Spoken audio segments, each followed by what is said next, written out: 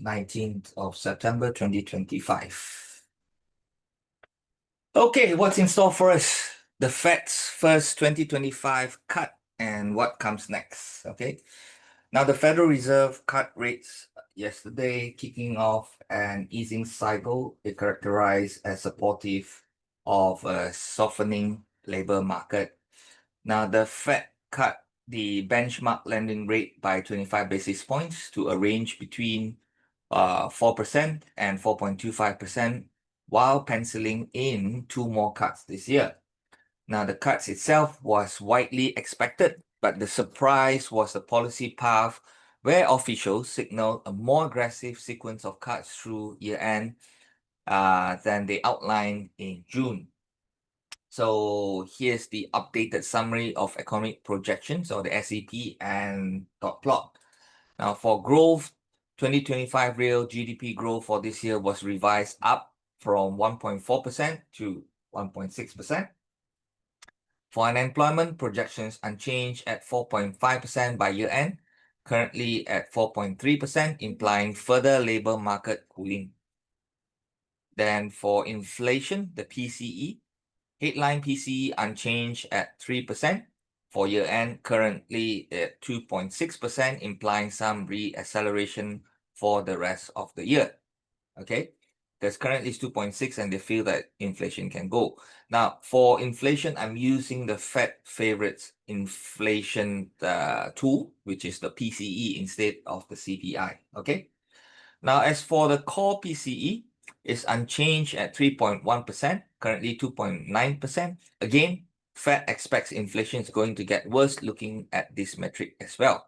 So you can see that the Fed overall do see that unemployment is still going to tick up, and both inflation metrics is also pointing upwards. Okay, so but overall growth, they still see it's 1.6. It's going up to 1.6. Okay, so let's see. This is the Fed's expectation.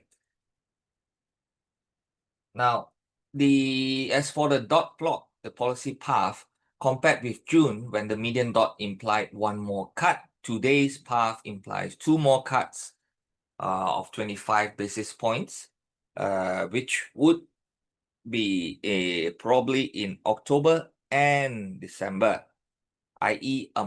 this is a more aggressive path due to concerns on the labor market. Officials still do not see 2% inflation until 2028 in the SEP's horizon.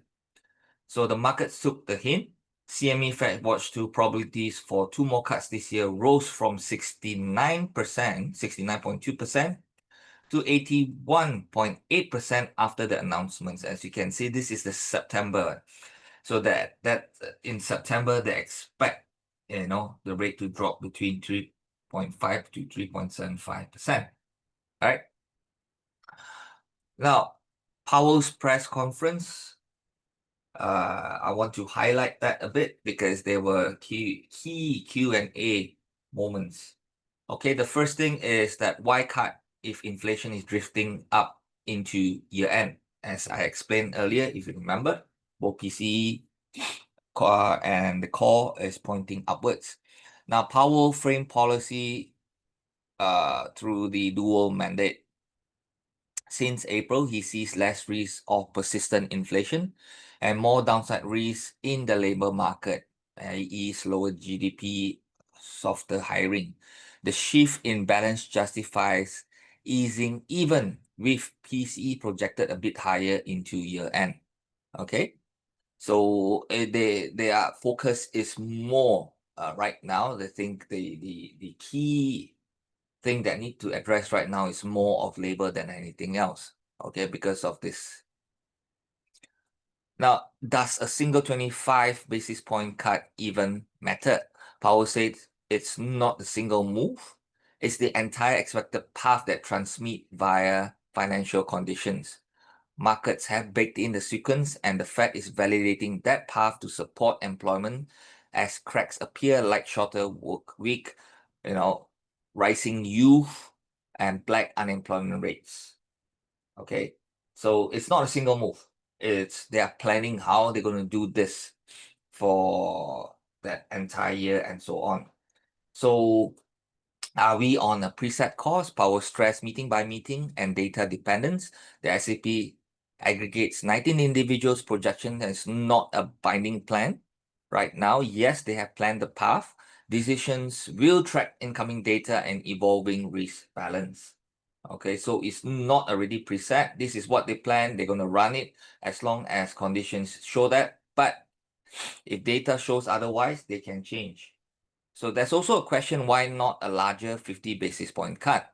So Powell said there was no widespread support for 50 basis points cut.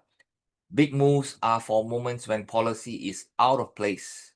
Powell doesn't see that now, and he thinks the stance has been appropriate and the Fed is adjusting, not scrambling into just cutting rates. Okay, they're adjusting, they're doing maintenance to ensure things don't deteriorate further. And the risk of fueling a market bubble with cuts at all-time highs. Sorry, the Fed's lens is maximum employment and price stability. Financial stability monitoring continues, but Powell doesn't judge asset valuations per se, and he does not see elevated systemic vulnerabilities right now.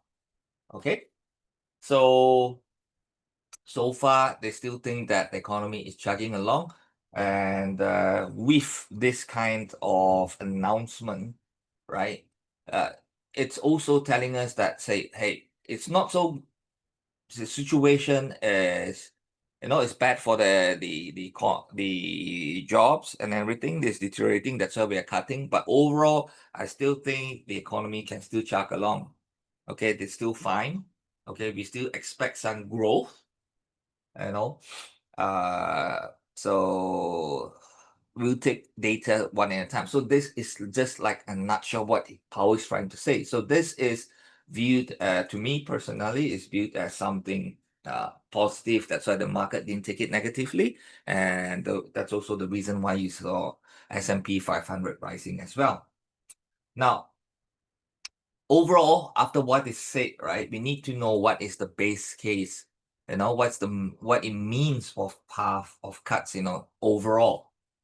Okay, so the base case is this: 2 additional 25 basis points cuts this year in October and December, as signaled by dots and now endorsed by market odds as well, right? Now, there will be also situations, because if you remember, I said Powell did say that this is based on data dependence, right? So what are the triggers for slow pace? So if labor data stabilizes and inflation comes in line with expectations or beat the SEP, i.e. less reacceleration, the Fed can actually downshift to a longer pause. Okay, so the next 2 months, next 1 month, 2 months, if we see everything all stabilizing already, or there is an increase back in the labor market, then the Fed may consider, for a longer pause. But we will need to wait, it's just not just based on 1 month data, at least 1 quarter, then we will see. So there will, other than triggers for slow pace, of course, you also have triggers for fast pace as well, the other way around. So a quicker than expected labor deterioration with higher unemployment, broader underemployment, falling average hours. Okay, this is referring to working hours, could bring forward cuts or open debate on larger moves. However, Powell signaled that 50 basis points is a contingent tool and not part of today's playbook at all. Okay, so this is a contingent. They're not thinking about this at all, right? So lastly, what's the implication for the US economy?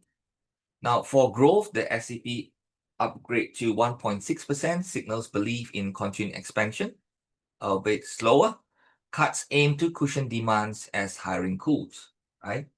For the labor market, officials see downside risk growing. Earlier easing is intended to prevent a sharper weakening later. For inflation, the Fed accepts near-term stickiness with headline core PCE ending the year at or 3.1%, while reiterating commitments to 2% over time. With SEP timing it at 2028, that's an extended disinflation story, not a quick fix. Okay, so it's giving it time for it to slowly come down. As lastly, for the financial conditions, by signaling the overall path, not just one decision, the Fed steers rates, bond yields, and the dollars towards gradual easing. That helps lending and markets, as long as weakness in labor markets does not overwhelm confidence. So with this, it is very, very clear right now what is the news, the new news that everybody is going to look at. That is the news that has to do with the labor market, nothing else for the time being. Okay, so be on the watch out for volatility whenever we are nearing any news that is job related. With that, that's the fundamental report for today.